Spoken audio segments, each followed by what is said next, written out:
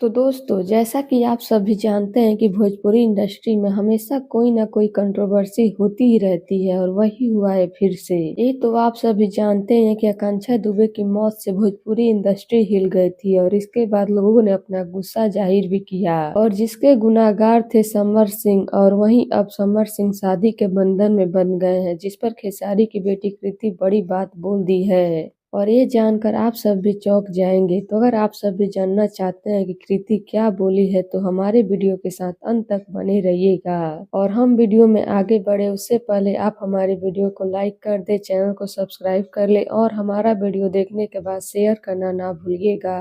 तो चलिए बढ़ते हैं वीडियो की तरफ और आप सभी को हम बता देते हैं कि आखिर कृति क्या बोलती है समर सिंह की शादी पर। तो जैसा कि आप सब भी जानते हैं कि समर सिंह भोजपुरी की पॉपुलर सिंगर रह चुके हैं, लेकिन ये खूब चर्चा में आए जब इनकी गर्लफ्रेंड रह चुकी आकांक्षा दुबे इस दुनिया को छोड़कर चली गयी और जिसके बाद समर सिंह पर काफी इल्जाम लगे, जिसकी सजा समर सिंह भुगत भी चुके हैं। तो वहीं अब समर सिंह शादी कर लिए हैं, जिस पर खेसारी की बेटी कृति काफी भड़की है और कृति बोली है कि समर अंकल को इतनी भी शर्म नहीं है कि उनकी वजह से कुछ दिन पहले ही किसी की जान चली गई है और आज वो शादी कर लिए हैं। उनको सिर्फ अपनी खुशी की पड़ी है। इसका मतलब साफ है कि उन्होंने कभी उस लड़की से प्यार ही नहीं किया था जो कि आज इस दुनिया में नहीं है। तो दुनिया के सामने इतना दिखावा क्यों किया, आकांक्षा दीदी को इतना पागल क्यों बनाया जिसकी वजह से आज वो इस दुनिया में नहीं है। ये बहुत ही घटिया हरकत है और आकांक्षा दीदी को लेकर आज भी मुझे अफसोस हो रहा है कि इस इंसान के चक्कर में उन्होंने अपनी जान गंवा दी, जो कि उनको याद भी नहीं करता है।